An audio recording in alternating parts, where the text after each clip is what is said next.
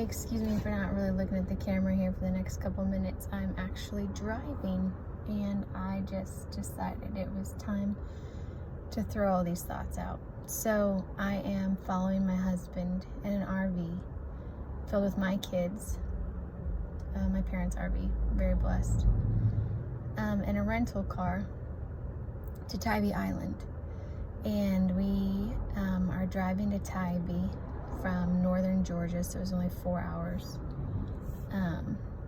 After camping last night, after driving 12 hours yesterday, to park on the island at Tybee, so that in my rental I can drive to and from Savannah to spend some last days with my college best friend who is in her last days.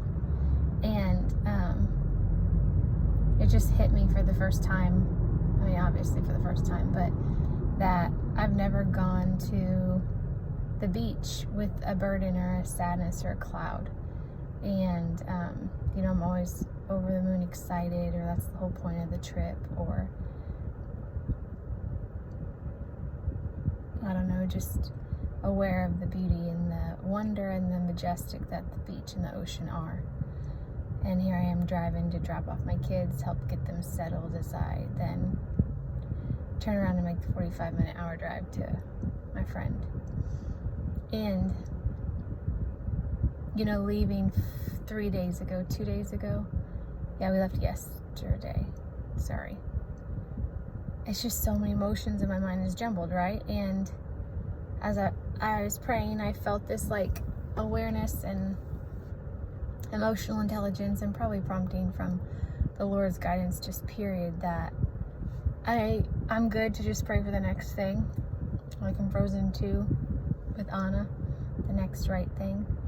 Pray to get there safely tonight was my prayer yesterday. And then when we were there last night, pray to be present here for the next couple hours. Pray that no alligators come out of that lake that we were camping by. Praying for good sleep, as I knew morning would come rapidly. And then praying for wisdom for today of do I go to Tybee with the kids to help them get settled? Do I run by Walmart for extra groceries? And it's probably extra prayers right now in my anxiousness. I think that even makes sense to my head, biologically, as I'm feeling more anxious about several decisions, it's just easier to throw them up and be I don't know what to do about even the grocery shopping right now. And obviously we're all this way. It's human nature when we're heightened, and even our fight or flight response, we're unable to make as many decisions at once, and the Lord's holding all that with me. But I was praying the night before we left, and I was just pouring it out, Lord, sucks, and this is hard. And recently my prayers have changed a little bit of what I would love to see happen. And I don't know why that feels more powerful right now at this moment,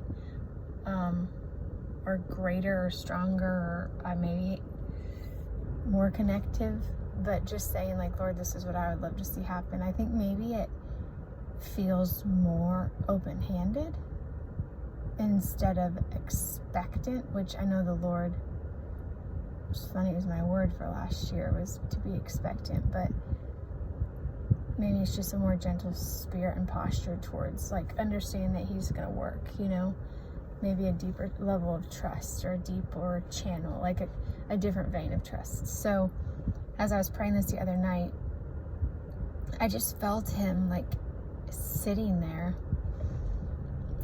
kind of shoulders slouched, in the pain with me, and then leaning forward, completely listening. And I wasn't asking for Him to change my friend's fate or to end it soon. It was just this just sucks. And I said, His posture is just it does. And yeah. And all of a sudden I was given this thought of Indiana Jones, which sometimes I wonder, I'm Lord, do you just give these to me and giggle you're how are you gonna tie this into conversation? But in that scene where Indiana Jones goes to get the treasure, and he's hopping through with the spears being launched at him, and then the boulder rolling, and then the was like, that's a challenge. And yet he won and he got the treasure, etc., right? But it was almost like this feeling of the Lord saying, like, I could save you from this. Like, I have the power and the might, and I'm good, and I'm big, and I'm strong, and all-knowing. But it's just a different battle. So it's almost like, if you want to avoid this specific battle scene, the Indiana Jones battle scene, hopefully you can tie it all together. We can. Like, I would totally do that if that's your heartbeat, Kathy. But I'm not the prince of this world, like Scripture says the enemy is. Like, I forfeited that role when Adam and Eve made their human choice. And it's for your good, you know, that you love me and you pursue goodness because of your desire to be good, not because I make you like a slave. So we definitely can navigate how to get out of this one, but because you live in a fallen world, I have the power to get you out of this, but like, it'll just be something else. And, you know, it wasn't even related, but you definitely can tie it together. It's like, and then that will point you towards my goodness, and that will point you towards your strength that only you find because you're yoked with me. And so I've just felt really strong, and then I felt all the emotions as well, which one is not greater than the other. And it's okay for